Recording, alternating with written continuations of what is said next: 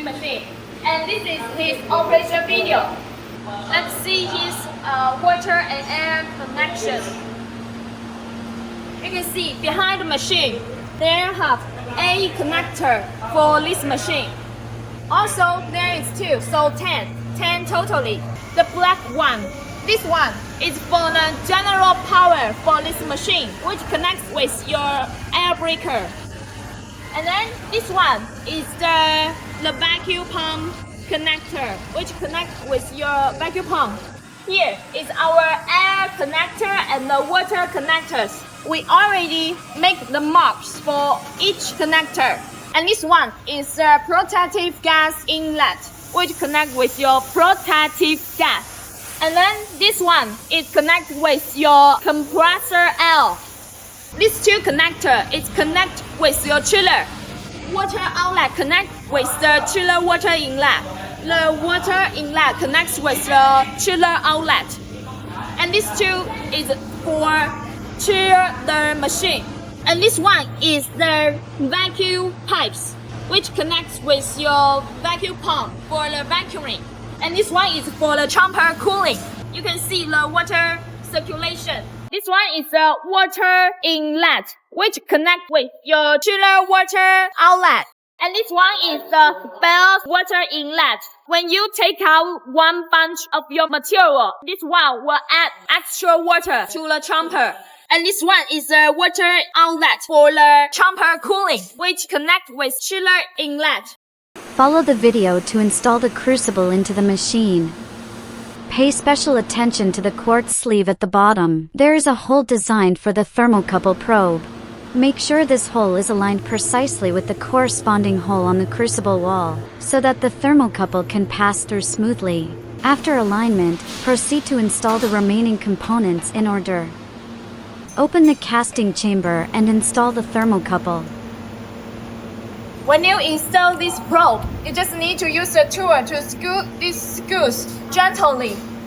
Don't tie it so tightly because the probe, the material is ceramic. It is very weak. If you tie it so tight, and it will broken this probe. And this is our general power switch.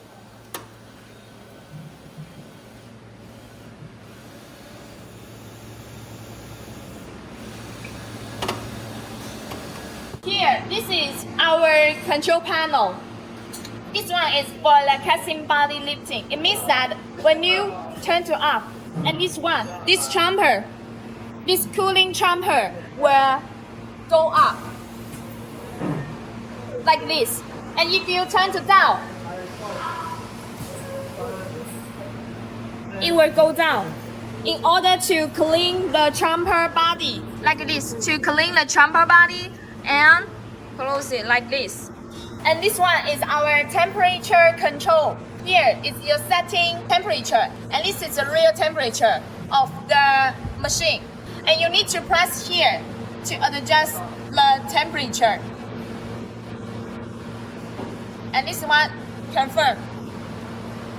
And this one is the start melting button. This one is the stop melting button. And this one is the power regulation, which adjusts the power of the machine. After you stop melting, and we just need to adjust it to between 40 and 50, and until the real temperature is more than 150 degrees, so that we can turn to the maximum power and stop melting. And then this one is the vacuum pumping. To start the vacuum pump and turn off the vacuum pump. And this one is for the protective gas.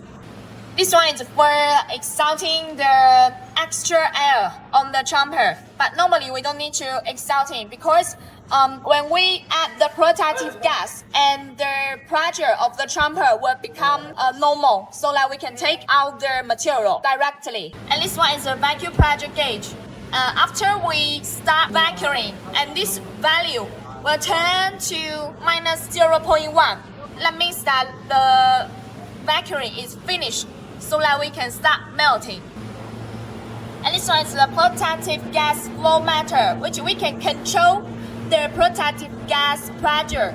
And normally, this gauge is at 0.2. 0.2.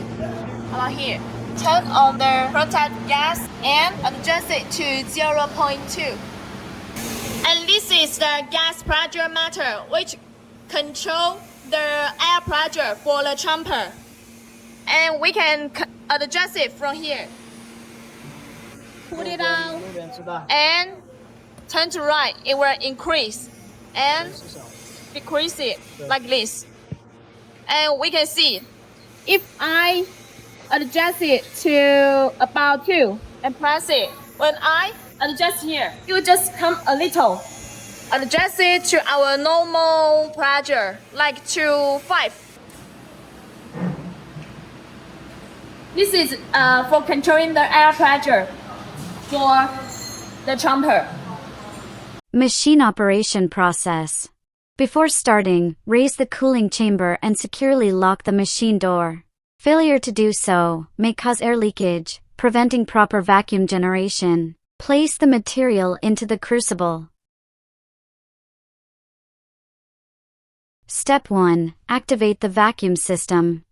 Once full vacuum is achieved, rotate the knob to stop vacuuming. Press the start button to begin melting. Adjust the power setting to between 40 and 50. When the temperature reaches 150 degrees Celsius, increase the power to 100. Once the metal is fully melted, it will flow through the nozzle into the cooling tank. Each batch, up to 50 kilograms, takes approximately 20 minutes to melt and about 30 minutes to complete granulation. You can monitor the remaining material through the observation window. After granulation is complete, press the stop button, turn on the protective gas. Once the internal pressure returns to positive, turn off the protective gas. Operate the handle to close off the water flow between the cooling tank and the collection tank, then proceed to collect the material.